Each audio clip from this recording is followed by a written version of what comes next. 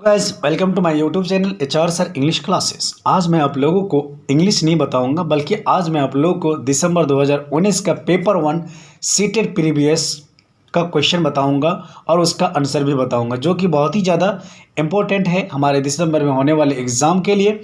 और जितने भी मैं आप लोग को वीडियो अपलोड करूंगा वो देखते जाएंगे। प्रीवियस ईयर का क्वेश्चन मैं सारा करा दूंगा और आप उसको तैयारी करते जाएंगे। तो इसमें आज हम लोग जो पढ़ेंगे चाइल्ड डेवलपमेंट एंड पेडागोजी के बारे में पढ़ेंगे। चाइल्ड डेवलपमेंट एंड पेडागोजी का हिंदी होता है बाल विकास व शिक्षा शास्त्र।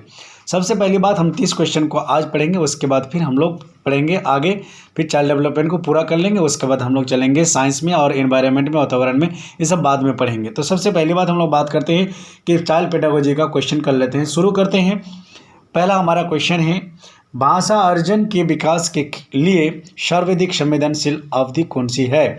तो हम ऑप्शन की बात करेंगे, जन्म पूर्व अवधि या प्रारंभिक बालावस्था या मध्य बालावस्था या बोल सकते हैं बाल्यावस्था या किशोरावस्था। तो हमारा ऑप्शन होगा 2, प्रारंभिक बाल्यावस्था, जिसको हम बोलते हैं अंग्रेजी में अर्ली चाइल्डहुड। अब बात करते हैं हम नेक्स्ट क्वेश्चन की ओर। हमारा नेक्स्ट क्वेश्चन है, निम्नलिखित में से कौन सी लॉरेंस कोहलबर्ग के द्वारा प्रस्तावित नैतिक विकास की एक अवस्था है? तो हमारा ऑप्शन है प्रसुप्ति अवस्था, सामाजिक अनुबंधन अभिविन्यास, मूर्त संक्रियात्मक अवस्था, उद्योग बनाम अधीनता अवस्था। तो हमारा ऑप्शन होगा सामाजिक अनुबंधन अभिविन्यास, हम जिसको बोलते हैं द सोशल कॉन्ट्रैक्ट ओरिएंटेशन। अब बात करते हैं हम नेक्स्ट क्वेश्चन की ओर। हमारा नेक्स्ट क्वेश्चन है, कक्षा में परिचर्चा के दौरान एक शिक्षक प्राय लड़कियों की तुलना में लड़कों पर अधिक ध्यान देता है, यह किसका उदाहरण है? अब बात को समझ लीजिए कि जब कभी टीचर, कोई भी शिक्षक अगर लड़की पर ज़्यादा ध्यान दो या कभी लड़के पर ध्यान दे, तो इसका अर्थ होता है कि लिंग भेदभाव होता है, लिंग पक्षपात होता है। लिंग भेद जिसको बोलते हैं, भेद का मतलब डिफरेंट करना, तो उसको हम लोग बोलते हैं जेंडर पक्षपात। तो हमारा ऑप्शन होगा जेंडर पक्षपात। जेंडर पहचान तो होना ही नहीं, पहचानने की बात होगा ही नहीं, जेंडर संबद्धता तो होगा ही नहीं, जेंडर समरूपता होगा भी नहीं। तो हम बात करेंगे जेंडर पक्षपात की बात करेंगे। तो हमारा नेक्स्ट क्वेश्चन है, बच्चों में जेंडर रूढ़िवादिता एवं जेंडर भूमिका अनुरूपता को कम करने के लिए निम्नलिखित में से कौन सी पद्धति प्रभावशाली है? तो हमारा ऑप्शन क्या है, जेंडर पक्षपात के बारे में परिचर्चा, या जेंडर विशिष्ट भूमिकाओं का महत्व देना, या जेंडर पृथक खेल समूह बनाना, या जेंडर पृथक बैठने की व्यवस्था। तो हमारा ऑप्शन होगा ये, यानी जेंडर पक्षपात के बारे में परिचर्चा करना, यानी डिस्कशन अबाउट जेंडर बायस। अब बात करते हैं हम लोग नेक्स्ट क्वेश्चन की ओर। हमारा नेक्स्ट क्वेश्चन है 5 नंबर, निम्नलिखित में से किस मनोवैज्ञानिक ने बच्चों को ज्ञान के सक्रिय जिज्ञासु के रूप में देखते हुए उनके चिंतन पर सामाजिक एवं सांस्कृतिक विषय वस्तुओं के प्रभाव को महत्व दिया है? तो हम बात करते हैं, इसका हमारा ऑप्शन है क्या, जॉबी वाटसन, लेव वायकोट्स्की, या जीन पियाजे, या लॉरेंस कोहलबर्ग। तो बात करेंगे हम लोग, ऑप्शन हमारा क्या होगा, बी, यानी लेव वायकोट्स्की का आंसर होगा वायकोट्स्की। अब बात करते हैं हम लोग नेक्स्ट क्वेश्चन की ओर। हमारा नेक्स्ट क्वेश्चन है, जिगसॉ पहेली को करते समय 5 वर्ष की नजमा स्वयं से कहती है, नीला टुकड़ा कहाँ है? नहीं, यह वाला नहीं, गाढ़े रंग वाला, जिससे यह जूता पूरा बन जाएगा। इस प्रकार की वार्ता को वायगोत्स्की किस तरह संबोधित करते हैं? तो हमारा ऑप्शन है व्यक्तिगत वार्ता, जोर से बोलना, पाठ ढांचा, या आत्मकेंद्रित वार्ता। अब बात करते हैं तो हमारा ऑप्शन होगा व्यक्तिगत वार्ता, यानी 1 नंबर हमारा होगा आंसर। अब बात करते हैं हम नेक्स्ट क्वेश्चन की ओर। हमारा नेक्स्ट क्वेश्चन है, बच्चों को संकेत देना तथा आवश्यकता पड़ने पर सहयोग प्रदान करना निम्नलिखित में से किसका उदाहरण है? तो हम बात करते हैं, ऑप्शन की बात करते हैं। ऑप्शन में प्रबलन, अनुबंधन, या मॉडलिंग, या पाठ ढांचा। तो हमारा ऑप्शन होगा डी, यानी पाठ ढांचा। हम पाठ ढांचे की बात करते हैं तो हमारा पाठ ढांचा क्या होगा, ऑप्शन होगा। अब बात करते हैं हमारा नेक्स्ट क्वेश्चन क्या है। हमारा नेक्स्ट क्वेश्चन है, निम्नलिखित व्यवहारों में से कौन सा जीन पियाजे के द्वारा प्रस्तावित मूर्त संक्रियात्मक अवस्थाओं को विशेषित करता है, यानी विशेषित करता है। तो हमारा ऑप्शन है परिकल्पित, निगमनात्मक, तर्क साध्यात्मक विचार, या तो बोल सकते हैं संरचना, कक्षा, समावेश, या आस्थागित, अनुकरण, पदार्थ स्थायित्व, या प्रतीकात्मक खेल, विचारों की अनुत्क्रमणीयता हम बात करते हैं। तो हमारा ऑप्शन होगा 2 संरक्षण, कक्षा, समावेशन, यानी हम बात करते हैं यानी कंजर्वेशन, क्लास इंक्लूजन। हमारा नेक्स्ट क्वेश्चन है बच्चों के संज्ञानात्मक विकास, जिसको बोलते हैं कॉग्निटिव डेवलपमेंट के संदर्भ में निम्नलिखित में से कौन सी पियाजे की संरचना है? Which of the following is a पियाजे construct in the context of cognitive development of children. तो हमारे पियाजे साहब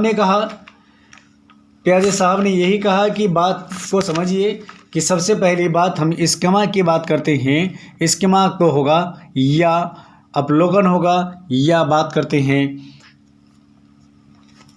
तो सबसे पहली बात हमारा ऑप्शन होगा ए स्कीमा। अब बात करते हैं हम लोग नेक्स्ट क्वेश्चन की ओर। हमारा नेक्स्ट क्वेश्चन है आकलन का प्राथमिक उद्देश्य क्या होना चाहिए? आकलन का प्राथमिक उद्देश्य क्या होना चाहिए? तो हमारा ऑप्शन क्या होगा? ऑप्शन हमारा होगा संबंधित अवधारणाओं के बारे में बच्चों की अस्पष्टता तथा भ्रांतियों को समझना। अब बात करते हैं हमारा नेक्स्ट क्वेश्चन की ओर। हमारा नेक्स्ट क्वेश्चन है निम्नलिखित कथनों में से कौन सा बुद्धि के बारे में सही है? निम्नलिखित में से सबसे पहली बात, निम्नलिखित में से कौन सा बुद्धि के बारे में सही है? तो उसने बताया हमारा ये 11 नंबर का उत्तर होगा बुद्धि बहुआयामी है तथा जटिल योग्यताओं का एक समूह है। हमारा ऑप्शन होगा 4। अब बात करते हैं हम लोग नेक्स्ट क्वेश्चन की ओर। हमारा नेक्स्ट क्वेश्चन है रूही हमेशा समस्या के एकाधिक समाधानों के बारे में सोचती है। इसमें से काफ़ी समाधान मौलिक होते हैं। रूही किन गुणों का प्रदर्शन कर रही है? तो हमारा ऑप्शन होगा ए, यानी 1 नंबर हमारा ऑप्शन होगा सृजनात्मक विचार। अब बात करते हैं हम लोग नेक्स्ट क्वेश्चन की ओर। हमारा नेक्स्ट क्वेश्चन है शिक्षण अधिगम प्रक्रिया में वंचित समूह से संबंधित विद्यार्थियों के द्वारा सहभागिता कम होने की स्थिति में एक शिक्षक को क्या करना चाहिए? तो हमारा ऑप्शन होगा डी, यानी 4 नंबर हमारा ऑप्शन है अपनी शिक्षण पद्धति पर विचार करना चाहिए तथा बच्चों की सहभागिता में सुधार करने के लिए नए तरीके ढूंढना चाहिए। अब बात करते हैं हम नेक्स्ट क्वेश्चन की ओर। हमारा नेक्स्ट क्वेश्चन है एक समावेशी कक्षा में एक शिक्षक को विशिष्ट शैक्षिक योजनाओं को हमें, तो उसका उत्तर होगा सक्रिय रूप से तैयार करना चाहिए। हमारा ऑप्शन होगा 3। अब बात करते हैं हम नेक्स्ट क्वेश्चन की ओर। हमारा नेक्स्ट क्वेश्चन है पठन वैफल्य, यानी बच्चों के प्राथमिक लक्षण क्या है? यानी हम अंग्रेजी में इसको बोलते हैं डायलेक्सिया। तो हमारा ऑप्शन होगा 3। बात करते 3 धारा प्रभाव पढ़ने की अक्षमता, यानी उसका कहना है कि डायलेक्सिया शब्द का प्रयोग अक्सर पठन अक्षमता के लिए किया जाता है। हालांकि जैविकी अर्थ में या मस्तिष्क की शिथिलता के साथ जुड़ी हुई है। इस संदर्भ में तंत्रिका वैज्ञानिक लेखन अक्षमता के लिए एग्राफिया और गणितीय अक्षमता के लिए एफेलकुलिया जैसे शब्दों का प्रयोग करते हैं। अब बात करते हैं हम लोग नेक्स्ट क्वेश्चन की ओर। हमारा नेक्स्ट क्वेश्चन है शिक्षा का अधिकार अधिनियम 2009 में उल्लेख की गई समावेशी शिक्षा की अवधारणा निम्नलिखित में से किस पर आधारित है? तो हमारा सही ऑप्शन होगा 3 अधिकार आधारित मानवतावादी परिप्रेक्ष्य। अब बात करते हैं हम लोग नेक्स्ट क्वेश्चन की ओर। हमारा नेक्स्ट क्वेश्चन है संरचनावादी ढांचे में अधिगम प्राथमिक रूप से, हमारा ऑप्शन होगा डी अवबोधन की प्रक्रिया पर केंद्रित, इंग्लिश में बोलते हैं focused on the process of meaning making. अब बात करते हैं हम नेक्स्ट क्वेश्चन की ओर। हमारा नेक्स्ट क्वेश्चन है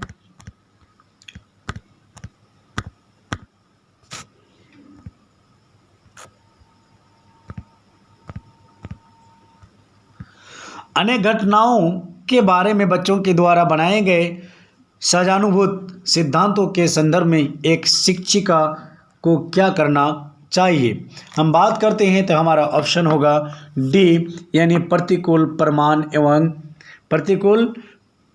प्रमाण एवं उदाहरणों को प्रस्तुत करके बच्चों को इन सिद्धांतों की चुनौती देना चाहिए। अब बात करते हैं हम नेक्स्ट क्वेश्चन की ओर। हमारा नेक्स्ट क्वेश्चन है, छात्र केंद्रित शिक्षा शास्त्र की क्या विशेषता है।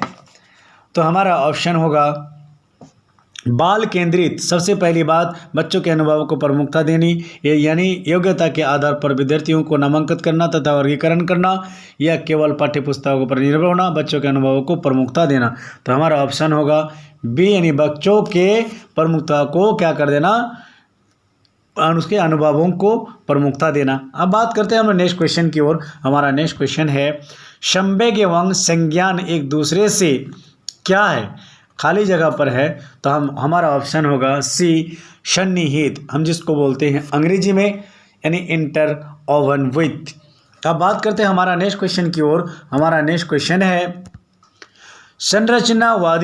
संरचनावादी सिद्धांत के अनुसार अधिगम के बारे में निम्नलिखित कथनों में से कौन सा सही है।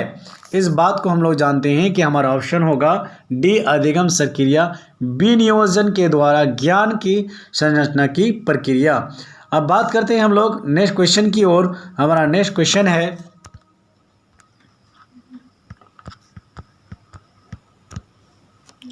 विद्यार्थियों को स्पष्ट उदाहरण एवं गैर उदाहरण देने के क्या परिणाम है।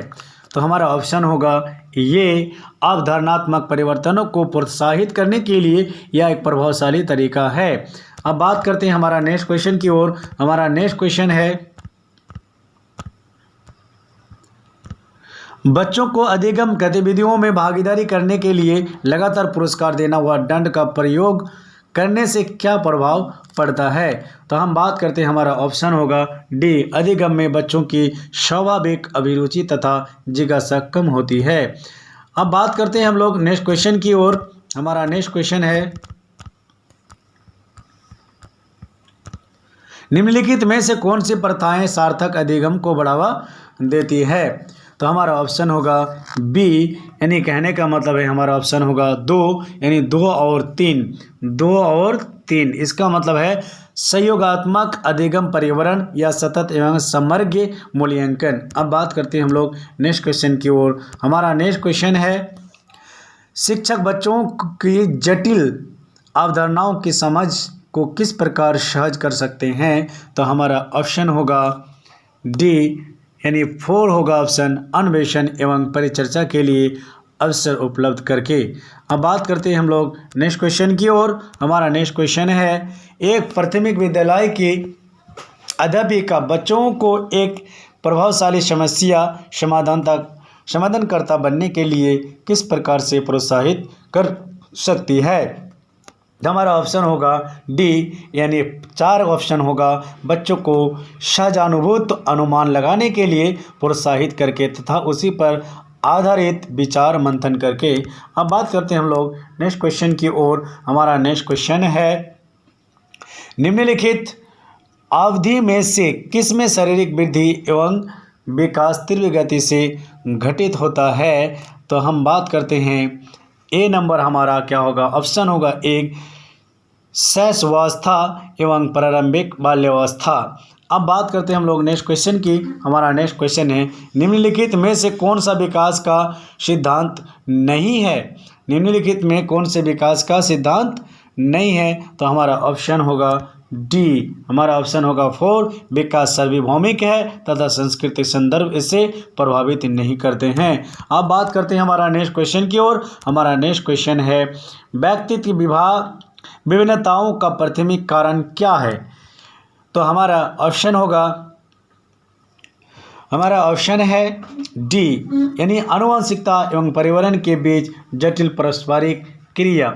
अब बात करते हैं हमारा जो लास्ट क्वेश्चन है पेडागोजी का, हमारा वो लास्ट क्वेश्चन है, क्या है लास्ट क्वेश्चन, निम्नलिखित में से कौन सा द्वितीयक समाजीकरण एजेंसी का उदाहरण है?